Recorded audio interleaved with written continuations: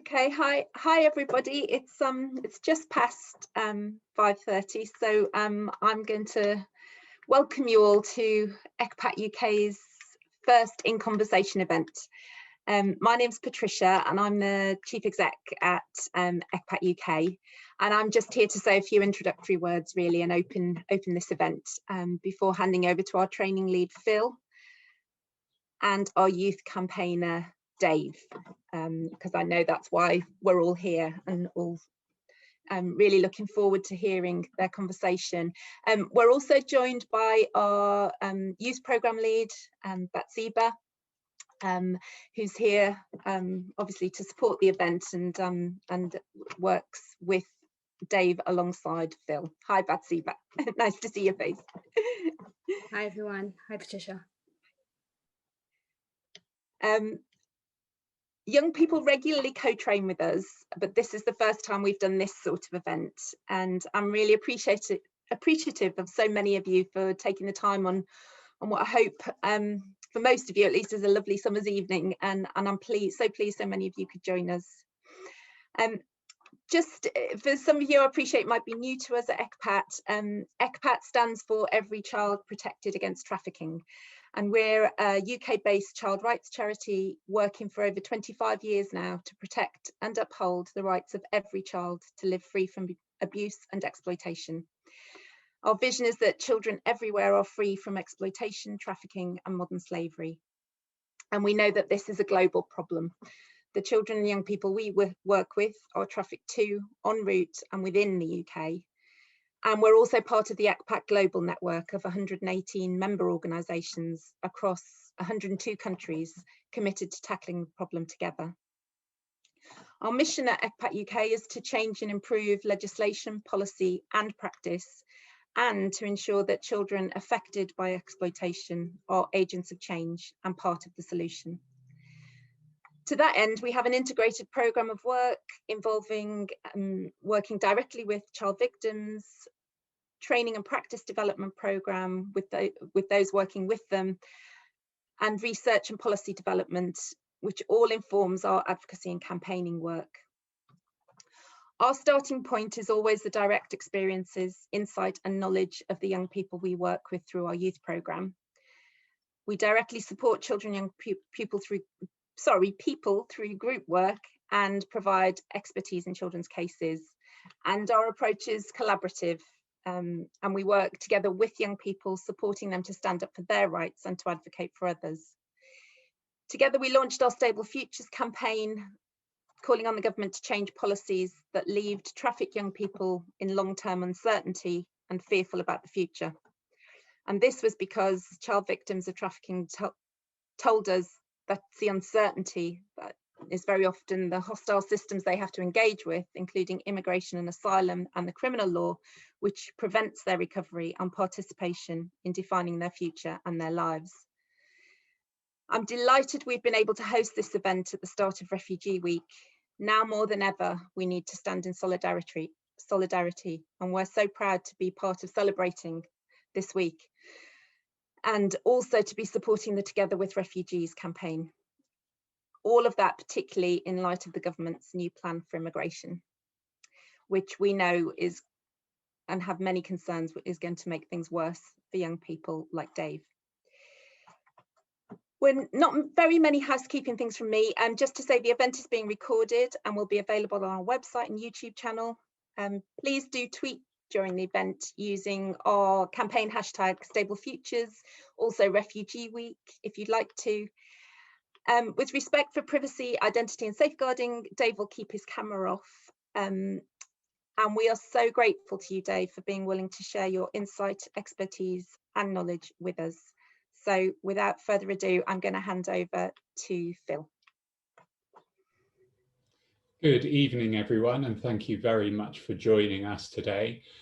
So for those of us who work in child safeguarding and child protection, we know that there is a tension. There's a tension between protection and there's a tension between participation. And there's always a balance between child protection and youth participation. And always here at ECPAT, we have youth participation as very important to us, but protection of our young people is our highest priority.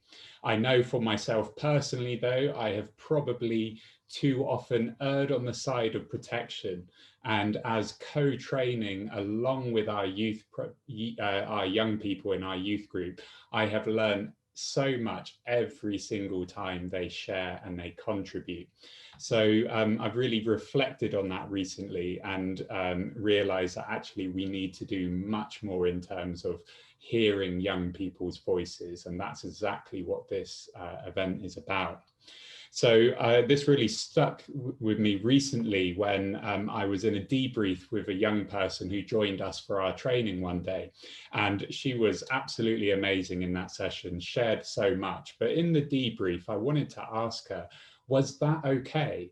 Are you sure you were okay sharing what you did? I had my protection hat on again. And this is what she said to me. She said, Phil, I went through this for years. And at the time, no one listened to me. Now, in training, I have whole groups of people listening to me. And by sharing, I can make a difference. So that is exactly why we are having this event today. Some of our young people want that platform to have their voices heard, and it is up to us to listen. So without further ado, I'm going to introduce Dave.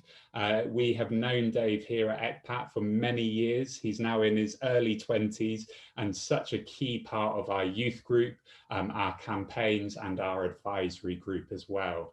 So good evening, Dave. Are you there still? Yeah, I'm here. Good evening, Phil. How are you guys doing today? Great. Thank you so much for joining. So we're just going to go straight into it. You're not going to hear from me or anyone else apart from Dave much from now on. So we're going to start. My first question to you, Dave, is could you just introduce yourself a bit? Could you tell me about your life before you were trafficked to the UK? And maybe how did that trafficking begin? Well, I'll say my life back was just literally every normal kid, like, you know, living with parents and, you know, really like actually not thinking about anything in life at that time. Or you just like, all you want to do is literally go out, play, like do whatever you feel like doing, like, you know what, because there you don't know what your hobby is or nothing, just know you enjoy doing something. So it's literally go out, do what you enjoy doing, come back, come and eat. It's literally like eat, sleep. So you have nothing to worry about, you know.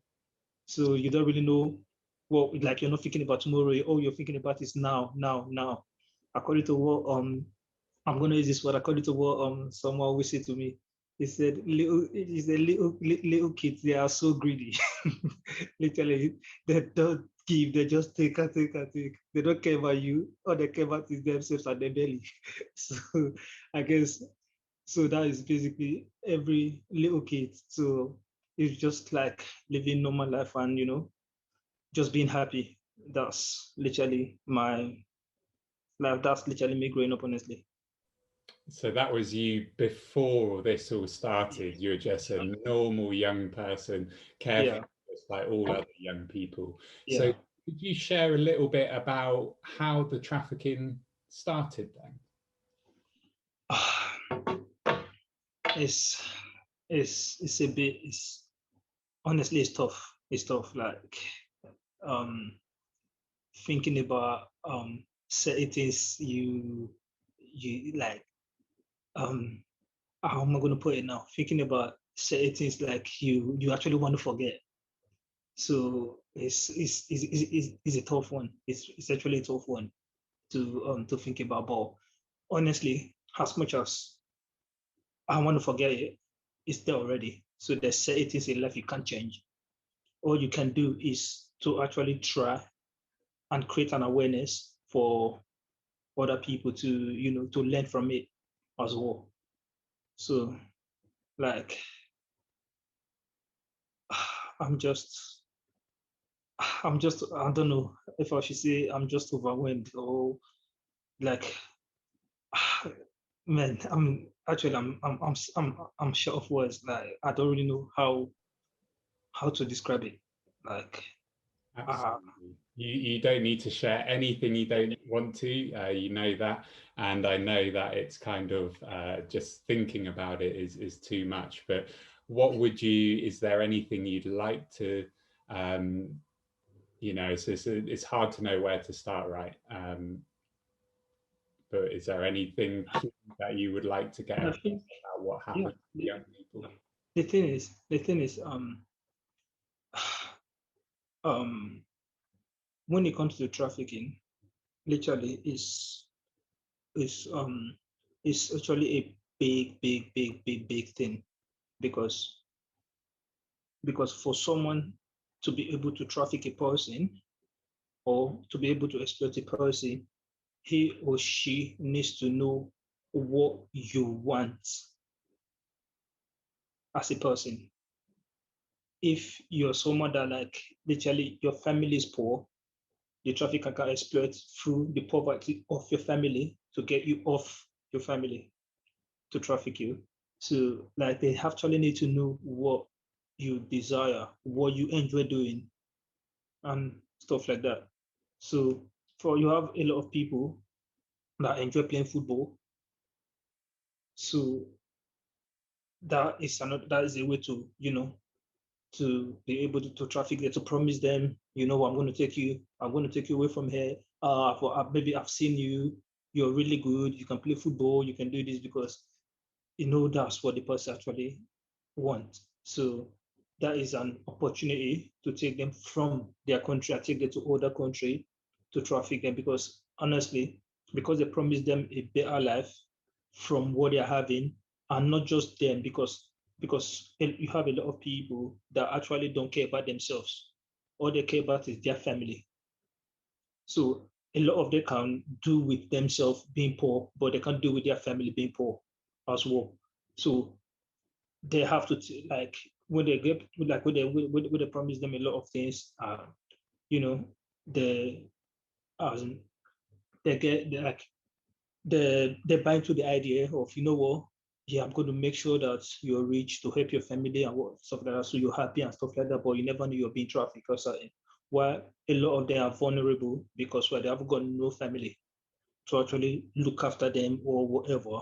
So the person they actually trust to say this person will look after me and stuff like that ending up trafficking them because that's someone they trust, that's someone they as in basically it's like their parents or something. So like basically so it actually can happen in a lot of ways, like a lot. Yeah, so what I heard from you there is that traffickers will personalize it. They will get to know the young person. What does the young person want?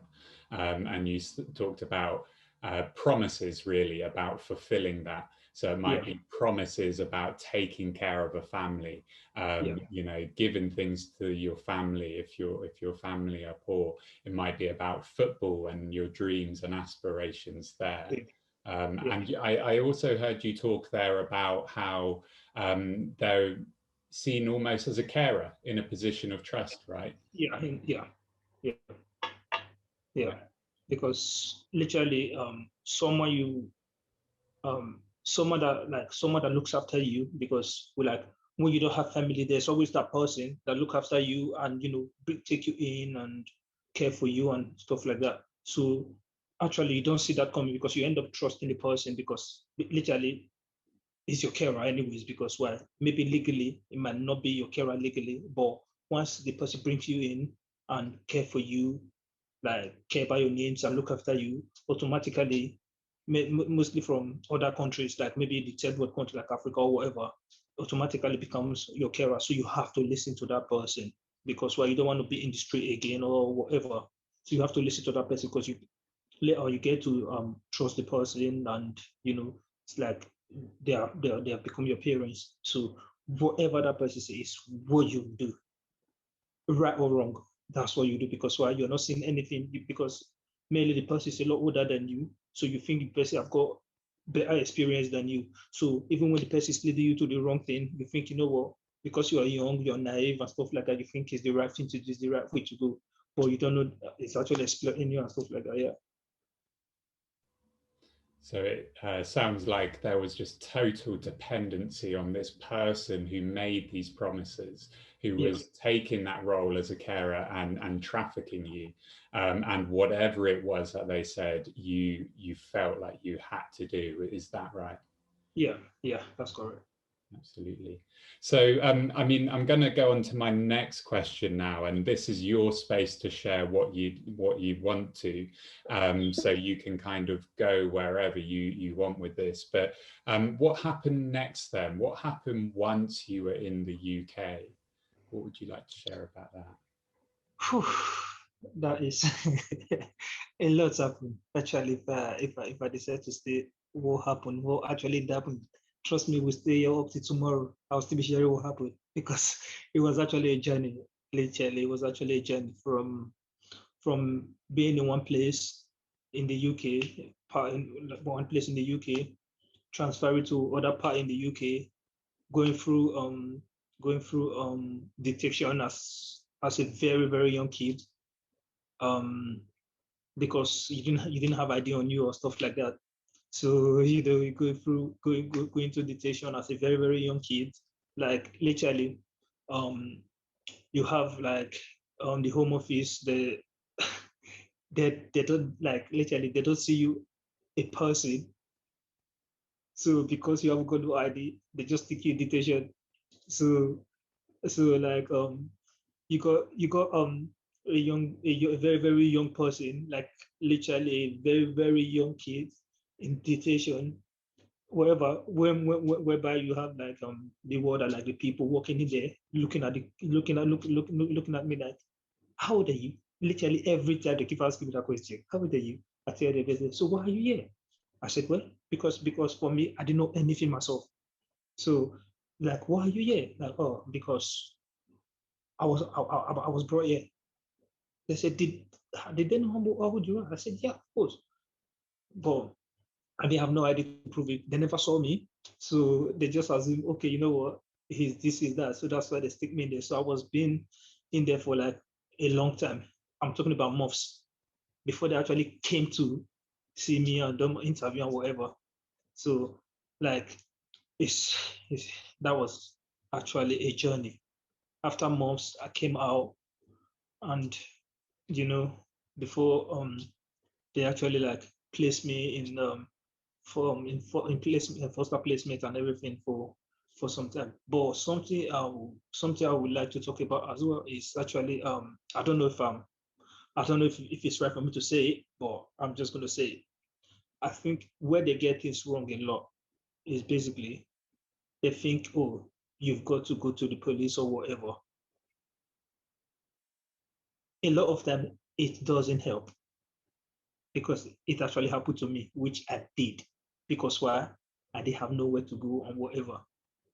Honestly speaking, I was being mocked in the police station. I was being mocked just because of a football team. Oh, what football team do you support? I said it like, nah, like I was being mocked. I came for something else and they're mocking me about something else. So it's so like when you get to see when you get all that, and at the same time coming from somewhere where the police are not friendly. So you don't have nothing to do with the police as well. And from there now, going into police, going into detention and stuff like that is crazy. I think it's actually wrong. Like every day I think about that, I tell myself, listen, these people don't know what the young people are going through before they get here. So trust me, the last thing they need is to be stressed out again once they got here. Because why? They have in their life, they have been through a route whereby from kids to being adults, not being with parents, going through different abuse or stuff like that. And now they're looking for help. They're seeking for help, just about like escaping from their traffic or something. They're looking for help, seeking for help. Now they are being kind of abused again by the authority, because why? You don't want to show their care. You don't want to okay, let's not think about, okay, let's for one sec forget about they are here to seek asylum or whatever. Think about they are human beings as well. They've got feelings. They've got like you don't want it to have mental health problem and stuff like that. So you need to actually help them, listen to them, because why? They are human beings. They should be think about something like, oh, when I was this age, what was I thinking? Probably I was thinking to be prime minister someday. Probably I was thinking to be a doctor, to be a media administrator, or to be like literally I'm like a successful businessman. That is what they were thinking in that age. But this law in this age, they are thinking for survival. They are fighting for survival. That's why they came to the authority, because where they just escape kind of death wish or whatever you're going to call it, because why? Most of these things end up in death. Because if you can't escape and you don't want to do what they want you to do, it's going to end up in death, because no one knows where you are anyways. So they can do whatever they want. They can dump the body or do whatever. No one knows where you are. So these are the things they really need to start thinking about. Protection first before any other thing. They just need to give them protection, yeah. Yeah, so many things I hear there about when you first came into contact with services after you escaped from your trafficking experience. So number one, I heard that there was disbelief. People kept on saying to you, how old are you? Why are you here if you're that old? Not being taken seriously. As you said, young people who have been trafficked, what is totally on their mind is survival, and they're going to the police or they're going to other authorities, and you weren't taken seriously. That's what I'm hearing. And you weren't necessarily being treated as a human being as well, and you just felt that there wasn't that empathy. Is that about yeah right? Yeah, honestly, they don't want to listen to you. All they care about is their job. Like, I have to do my job. Like, literally, it's like when they stress you out, probably you give up, like, you know what, I just commit suicide or something, then you hold your neck. So it's just basically, it's like it's actually crazy. Honestly, it's crazy. So there's this feeling that the process that you had to go through is a very unfriendly, it wasn't particularly child-friendly process when you first came into contact with authorities, it sounds like. Think about this. Yeah. In my life, I never know what they call prison. Yeah. So literally, if someone asks me now, have you been to prison? I'll say yes. Because why?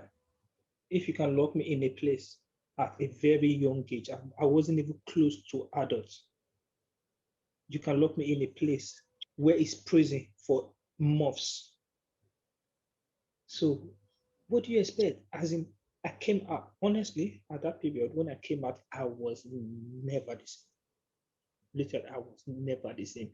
I struggled so, even when I got to placement, when I started college, how many times my tutor would tell me, you have to go home.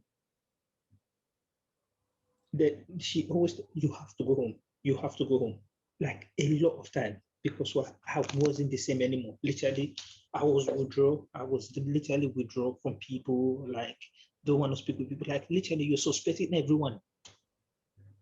You are suspecting everyone, because now it's like, it's mental. It's literally mental. So now you're thinking, if someone says something, you're thinking, oh, what does this person mean? Does he know me or whatever? Like basically, you're just thinking randomly. So it's like, it's crazy. Like it's crazy. It's crazy because why? Something actually changed from that day. Because there's something I heard. They said betrayal can be forgiven, but can never be like you can never forget it. So if someone betrayed you, so basically when you actually like go through that moment where someone you trust betrayed you by trafficking you, it's difficult to trust anyone else. because you don't know what the person have in store for you. You don't know what's going to happen next. So you're thinking, if I trust this person, is he not going to do the same thing as well?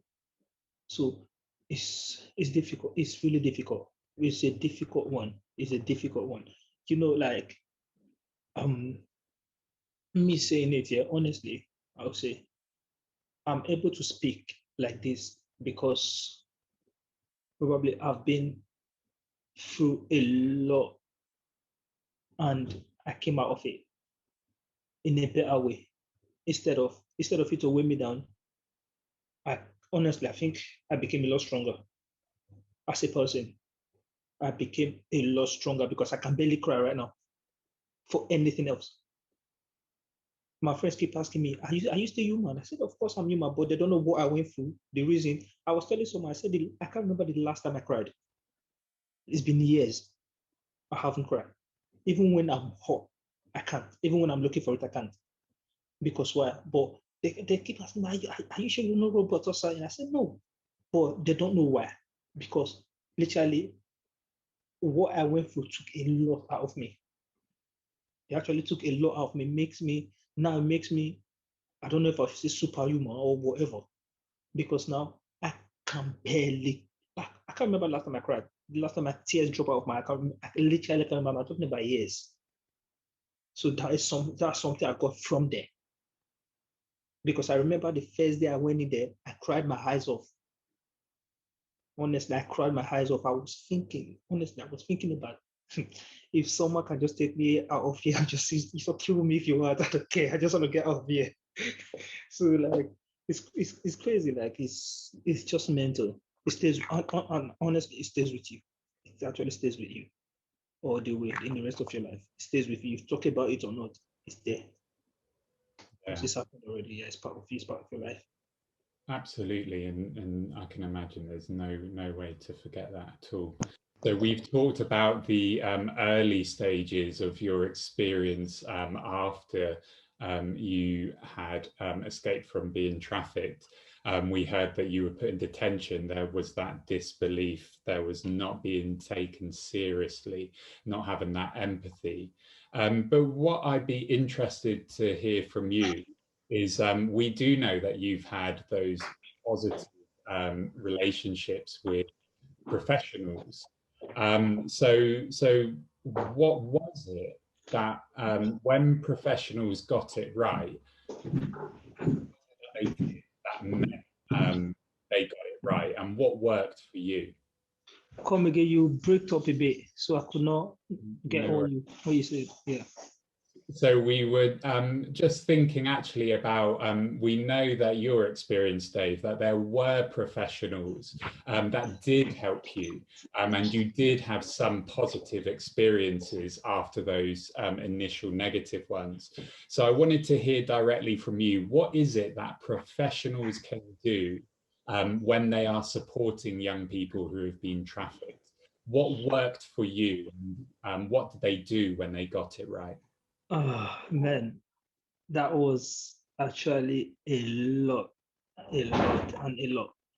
Firstly, I'm going to start with the first thing that actually happened to me when I met because the first professional I met, and it was actually let me not say it was actually the only one. It was ECPAT. That was the first professional I met. Then it was ECPAT and Children's Society together. Then, so I remember the leader there. I don't know if I'm allowed to call her name on the chat, so I'm not quite sure. So the leader there, I remember when she came to pick me up from the station, literally she traveled more than an hour to come to where I was living to pick me up. So I remember when she came to pick me up, she always say after she was saying that after some years, she was like, you were the most quiet person I've ever seen in my life. When I came to pick you up, but now look at you, you're all grown up. So literally, I remember when she first came to pick me up, that day, when I got there, when I got to the group and everything, I remember I did not speak with anyone. I just like, she was the one who introduced me and everything. And after a few sessions, I clearly remember the first friend I had in this place was from there. Yeah, because first of all, the professional, which what they helped me do, like what they've done for me was basically help me to realize I'm not the only person going through that situation.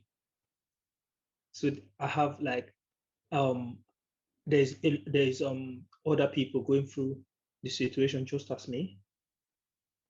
So literally they are here to help. So now you're getting someone that actually is not judging you. It's literally there to support you, like to actually support you, to you know, to give you support for everything you want, everything you need. So like I remember like we going out, like going the first time ever I went to beach in my life. So like you start seeing these things, so it started giving you a bit of joy to say, wow, wait, are you sure there are actually people like this? So like you start saying, thinking like, oh, there are actually people like this. So it's not just they are not here to judge me or whatever. Even though you are not sure, but there's something inside you that actually enjoy what you're seeing, and you know that it's a bit relaxed. As in try to take off your mind a bit from what is actually going on in your life. So try to give, like for the first, I try to show you the other side of life, like, you know, you still have people that actually care about you genuinely, and now you are not the only one trying to go through the situation alone. So you have like people you're talking to that's going through the same situation as you. They understand where you like where you're coming from. You understand where they are coming from because you are kind of in kind of the same circle, like the same box. So you're just like trying to exchange ideas, or you have other people that have gone through it, then encouraging you to say, "Don't worry, it's going to be fine, or it's going to be all right," and stuff like that. Like trying to talk you through and stuff like that. So, and at the same time, that is another thing that like meeting a professional actually done for me.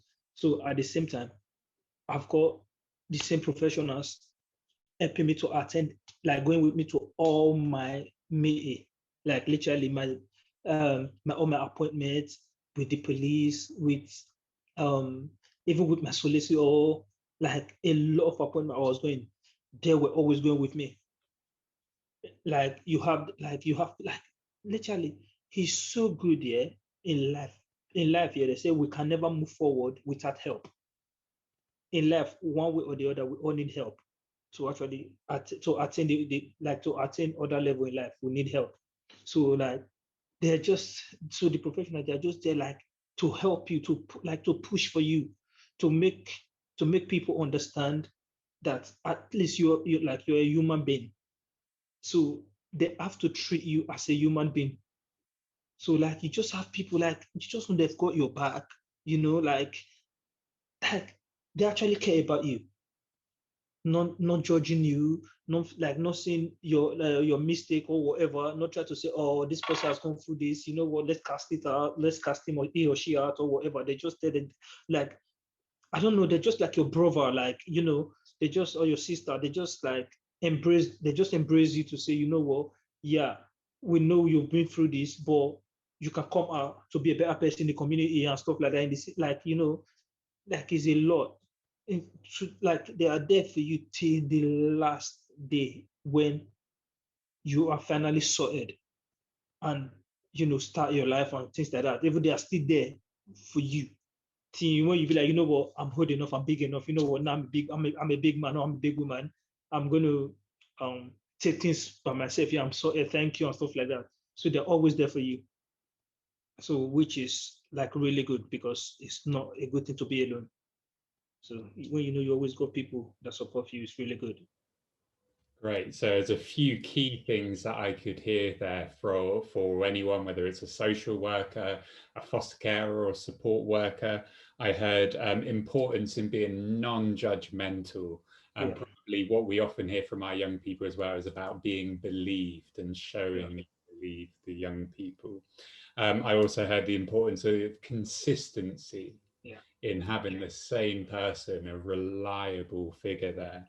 I also heard the importance in showing the alternative. I think you said about the other side of life, showing joy, and showing the opportunity for the future as well. Does that sound? Yeah, that's true.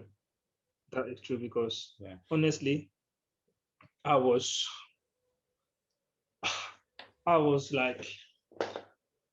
being told, and I was being told about,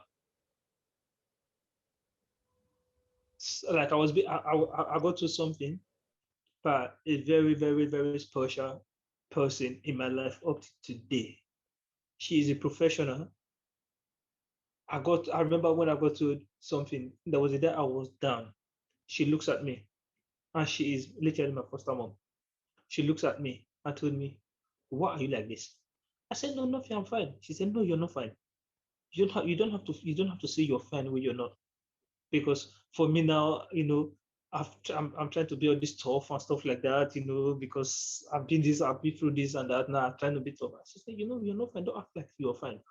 What is wrong?" So I explained to her, "Oh, it's nothing. It's just like I'm just thinking a lot and stuff like that." She told me something. She said, "Listen, whatever you think you are going through today will make you stronger and better tomorrow. So don't worry. You have a lot of people that are going through it, and they came out of it. So your one will never be different. You go through it and you come out of it." Today, when I look back to everything she told me, every support she gave me today, boy, and I don't even know if, literally, I don't want to exaggerate or something. I don't know if even my own mom, my own biological mom, will be able to do that. I'm not quite sure, because literally, it's just too much, like too much. Whereby she makes me kind of forget that I don't have a mom or whatever. So it's like when you just have that special people. Because when I listen to some people, when I listen to few people I know talking about, their foster mom, like, "Oh, my foster parents, they treat me like this, they treat me like that." I'm just like, "Wait, are you talking about?" I said, "But the one I've got," like, literally, the one I've got, she's so special. Like I'll just give you a scenario. I've got a scenario whereby, because for me, I don't like going out. That's one thing about me. I don't like going out. But when I be like, "Oh, mom, I'm going to the cinema with my friend." "Oh, are you? All right, cool. Have a nice day." Come. She transfer money to my account. I watch movie, buy popcorn with friends and just relax and stuff like that. Like, literally every time I'm wasting my, that's what she does. And she doesn't do it because she's getting money. She's still giving me my allowance. But, like, that's making me feel comfortable, like, because she saw me beyond just someone the authority gave me to look after. She saw me as her own son, and up to today is the same thing. And I saw her as my own biological mom up to today, the same thing. So it's just like, when you have that person, that person in your life, like, when you go out, you just want to come back home to see the person, like literally every time I see her, like, I just start laughing, because I know she always says something that will make me laugh. So like it's really good to have that special person in your life, and she is a professional. Because why? I never knew her before. The authority brought me to her. So she's one of the professionals that actually, I think the only thing she tells me today, she's pissed off. She's pissed at me up to today for one thing. She wants me to go uni, and I didn't. so that's the only thing. She's like, "I've told you, Dave. I told you, like, go uni, like, you have to brush yourself up, for you to get better job in future and stuff like that. This, that, is that. I say, yeah, I know, but I'm not the smartest in school. So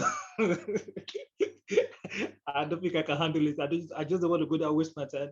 After year one, I dropped out. I said, nah, I know where my strength is, so I'm going to work on my strength. She said, okay, fine.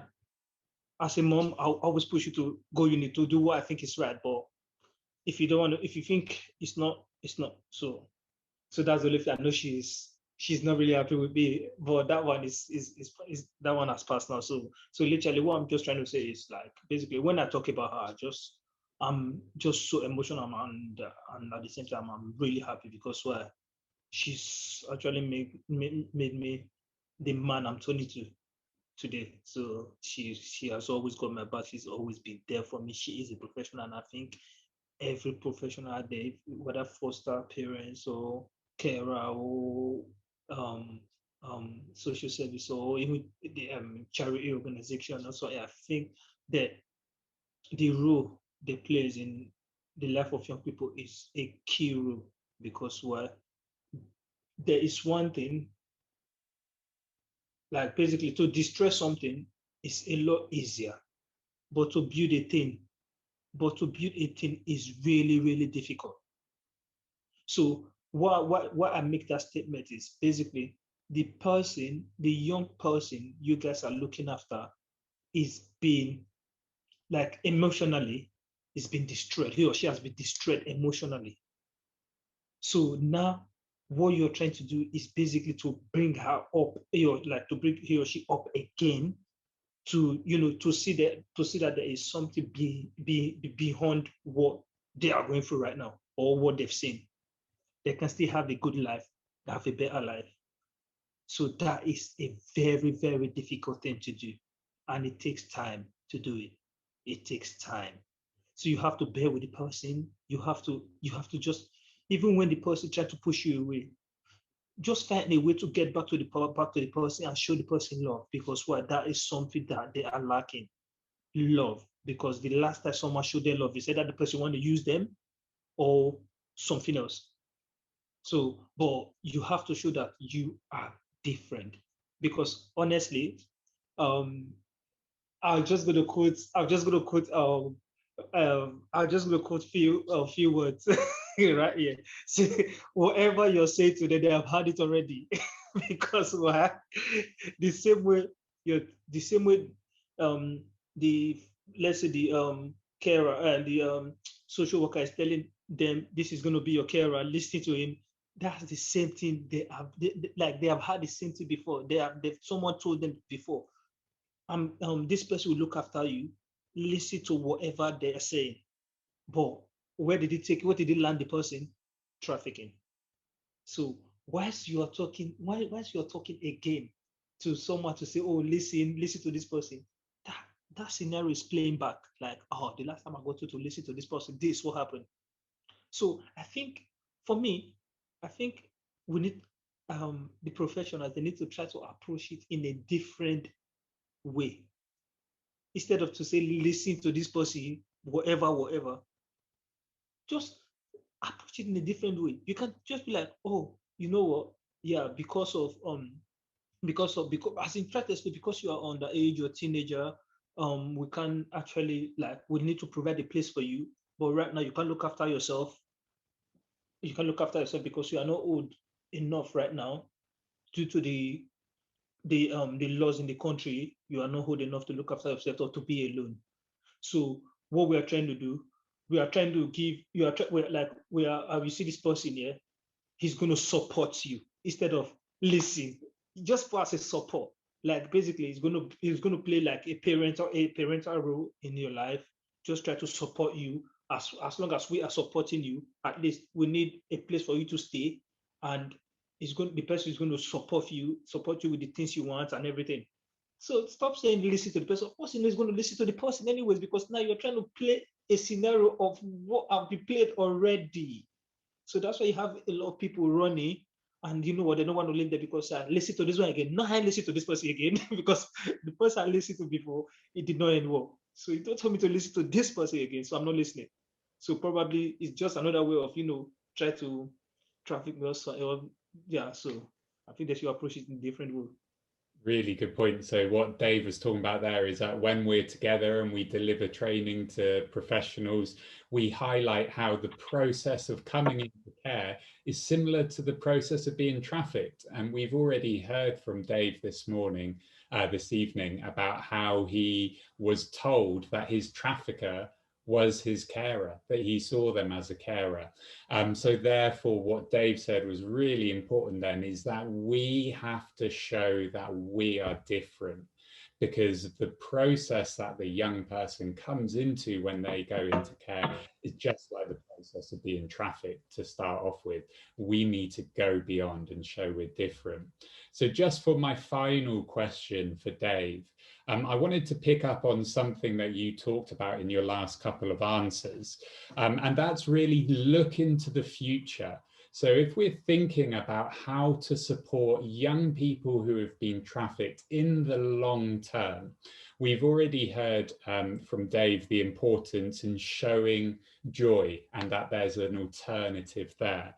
So my last question for Dave then is, what is important for professionals and adults to do to support the long-term recovery of children who have been trafficked and victims of child trafficking as they get into adulthood as well? What would your advice be? My advice is, I think, firstly, you need to know what their hobby is, what they love doing. Don't assume to say, oh, you know what, I think he will like shopping, or she will like shopping. Don't assume, oh, I think he or she will like sport, or he or she will love this, or she will love that. So you need to actually ask them what they love doing. And with the I remember myself I when I actually came, because I know I was going to go, as in I didn't know, no, I didn't know I was going to go college or whatever. Like I was when I was laughing, like when I was making a joke just now, like, oh, basically, like, I'm not the smartest in school and stuff like that. That's actually the truth. I'm not the smartest in school because I never really like going to school, honestly. So that's just me. I never really like going to school because I learned a lot through day-to-day basic in life. Because honestly, you have people that learn a different way. You have people that love going to school, love reading and stuff like that. So, but that is not me. I just literally learn as I go on in life. That's how I learn. So, when I was going to go college, the year I was going to go college, the year was almost ended. So the college year was almost ended that semester. So, but my my foster mom, and I'm not just going to say it's just my foster mom on this one.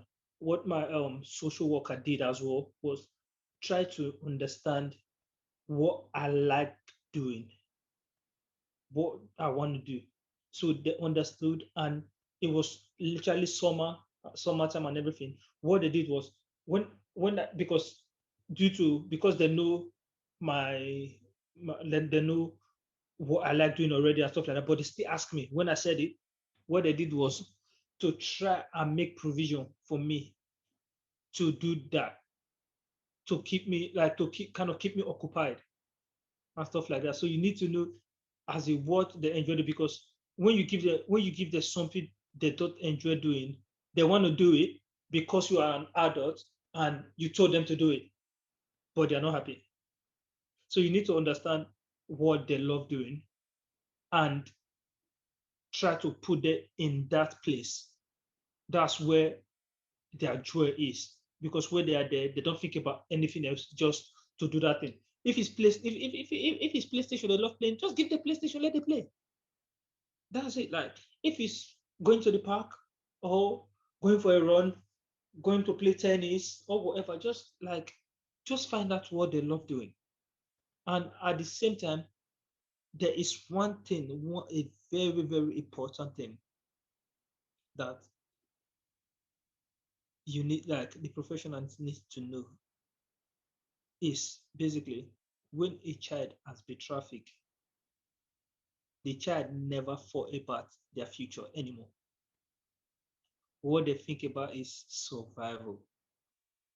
So you need to actually, when you're supporting them, you need to remind them about their future. Be positive. Yeah, even though you know, even though you know that, oh, their paper, they need to sort out their documents or whatever before they can start probably what they want to do in future. Ask them what they want to do in future. A lot of time they'll tell you, I don't know. Because why? They actually don't know what they want to do anymore. Because they're not thinking about it. But you can get through to them by asking them, okay, when you are back home or whatever, what do you like doing? What were you thinking about being in future? So you can actually get a bit of pieces like to put together to understand, okay, you know what, this is what I want to be. Okay, I want to be a fashion designer or something. Okay, since you want to be a fashion designer, so you can start talking to them about designing. So you can start talking to them, you know what, don't like that will actually bring joy back to them to say, don't worry, I know this doesn't look like really cool the way you want it right now, but don't worry, just keep focusing on that fashion designer you say you want to be. If possible, at least when you if possible, go on YouTube, watch designs, do this, watch this, watch that, so that once your document has been sorted out, then you push through what you want to push through. Encourage them about their future, because then you are reminding them that there is something, there's a future ahead of them to focus on. So now they have something positive in their head, even if they doesn't show it, but trust me, it will play back in their head when they're alone. Because I remember when it comes to, because when my foster mom, when we always speaks, she always tells me, I remember then she always tells me, she said, don't worry, I know you want to be, I know you want to be this, I know you're, but listen, you always become what you want to become. Don't worry about what you're going through right now. You always become what you want to become, as long as you push for what you want, as long as you go for what you want, you always become that person. But it doesn't mean that you become that person when you grow up. It doesn't mean you become that, but at least that encouragement, like that belief to say, now you know what you're showing. You're showing that even though you're showing the person that, like the young person, like even though you don't believe in yourself right now, I believe in you. Do you know how much that takes for someone to believe in you? Honestly, if my foster mom did not believe in me, I don't think I would be where I am today. I'm a young guy that just in my 20s, early 20s, and getting married soon. I started my own family, have a good job and everything. Literally start my own family. So if my carer, my foster mom did not believe in me, I don't think I'll believe in myself. Because she always showed me that belief to say, don't worry, just keep pushing, just stay calm, don't worry. Like, I don't know, there's something about someone believing in you. It's like the person is bringing your future closer to you, to say, all you have to do is to grab it. That's what the person is doing for you, literally telling you, I believe in you. I believe you can do this. I believe you can go through this. I believe you can walk through this. So now you're thinking, wait, hold on a minute. No one ever believed in me. They don't even believe they don't even believe what I said. Not to talk about believe in me. And if you go back to the video, the young people done it like they did in the group, the one for the training. What was the message? Believe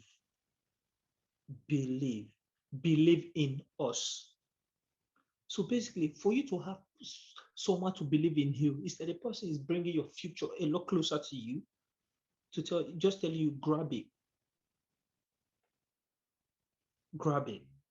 So honestly, up to date, even though I have a better job, my first time mom know what I want to be in future. And she still tells me, listen, don't give up. I know you got a better job, fine, but don't give up on what you want to be in future. I decided I still go for it. And that's exactly what I'm doing, because why? You come to that point whereby you started to know what is right and what is wrong. When someone tells you what is wrong, you know this is wrong. When someone tells you what is right, you know this is right. So you go to that point. Straight away, you go to that point. So I'm just saying, so what I'm trying to say is, professionals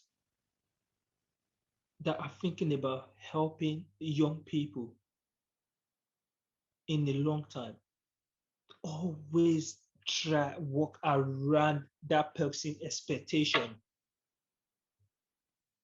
Mostly when it comes to do with the future, because nobody want to stay down in future. Everyone want to be up there.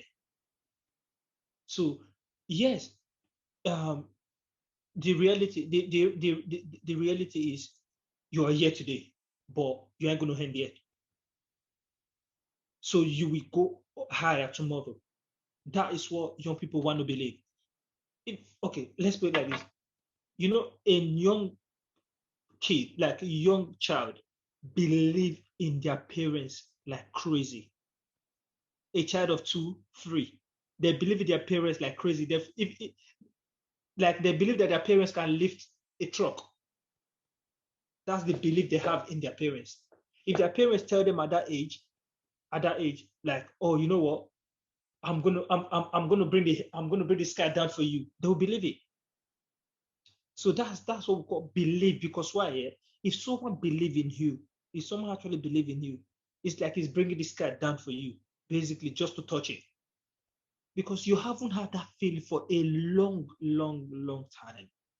So having the feeling now that someone actually believe in you is a massive thing. Trust me, that will go a long, long way to help a young person, because it's like the trafficker took the future of them. Now you are trying to bring the future back to them. So trust me, that will go a long way.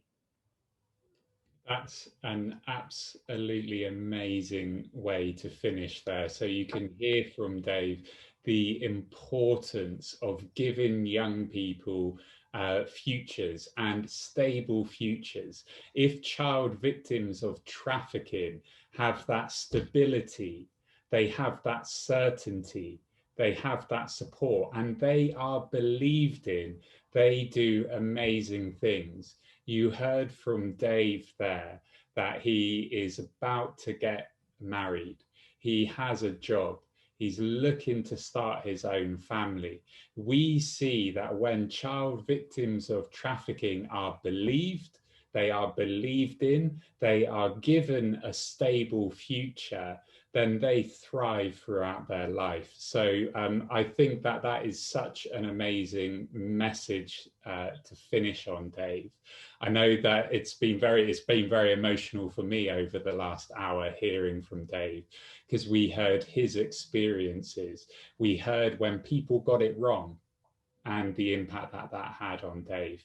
But then possibly more importantly, we heard what we need to do when we get it right. And we heard that when we get it right, it is absolutely amazing for our young people. So before we do finish, Dave, did you have anything else, another message that you wanted to get across before we do finish today? I'm just going to try and make it short, honestly.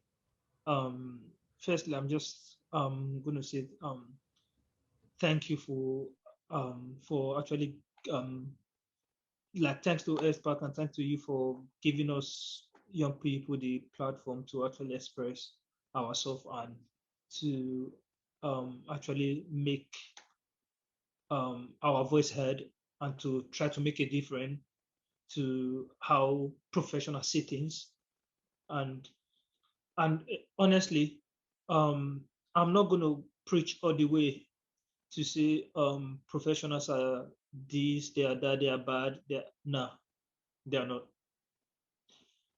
Firstly, like, they all have targets to meet because they are working, they have a boss which expect them to, to be to do etc their job, even when say a decision when they wouldn't want to make, they will be actually forced to make it. So that doesn't make them bad. It's just literally the nature of the job. So it's totally understandable, honestly. It's totally understandable. So I'm not going to come all the way to say, oh, professionals are bad, they are bad, they are this, they are that. No, that is not, because in my life I've had professionals that have actually helped me to climb through the ladder, to walk through the narrow paths in life and come out as a strong, confident, comfortable young man. Right now, that's what I call myself, anyways. so basically, like, you have a lot of professionals out there that actually want to do the right thing, and you have a lot of them that is doing the right thing as well. They are doing the right thing, because if I did not have professionals in my life that done the right thing, I would have not been where I am today, honestly, because there was a point I thought, you know what, I don't think this will end. So it actually ended, and it ended in a good side for me, honestly. So I'm just gonna my message to the professional is basically like, I would say, just keep doing what you think is right, because you know what is right, you know the right thing to do. And honestly, a lot of things you are doing is making a change in someone else's life, in the life of the young people. So, but the changes can be two ways. Is that good or bad? So no one can tell you do this, don't do this, because I won't sit here to tell you, you know what, you have to handle young people like this way or that. I can't do it, because what work for me might not work for other young person, because we are all different. But you know what is right to do. Do the right thing, and trust me, you are changing life. And it will be a very good thing to find out that life you are changing is for the best, not for the worst. So trust me, you will feel good for you, like you will feel good at yourself to know you are making changes for the best of young people, because, well, you have kids at home. You can't imagine your kids going through what that person is going through. Honestly, you can't. Or if not, just think about where you were, like what you were thinking about at that age, and think about what the young person is thinking about right now. So it's a lot deeper than what we are saying, because you can't go into people's mind. You don't know what is in their mind. You have a lot of people that have committed whatever, whatever.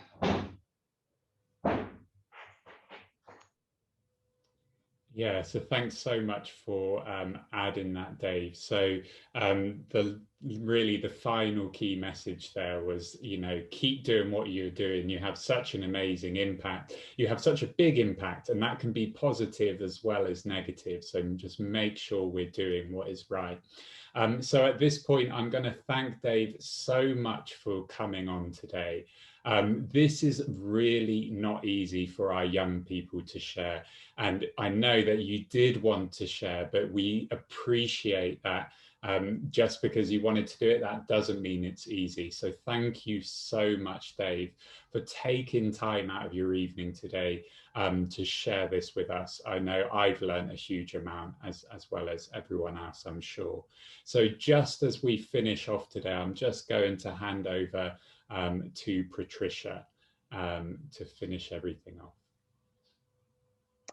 Thanks so much, Phil, and thank you so much, Dave.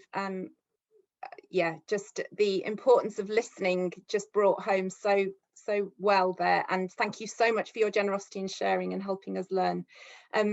We haven't had a Q&A on this, it's been a conversation, but we've had such lovely messages from people, and I can feel the love coming through, and thanks to you, Dave. So we'll make sure that you get all of those. Thanks everyone for sticking with us. Just one final thing from me, if you can move on to the next slide, Phil, is just to say that this is taking place in ECPAT UK's Big Give Week, and we've reached our target of donations, but do please support our work if you can, because we're a small charity. This is Small Charities Week as well, but we try to do big things with young people together. And if you've got any feedback on this, and we're hoping we'll be able to do more, then do contact us. If you can give the contact details, Phil, that'd be great. Do get in touch with us if you're interested in speaking to us about anything. Okay, thanks for sticking with us. We went a bit over, but I'm sure you'll all agree it was worth it. See you all soon.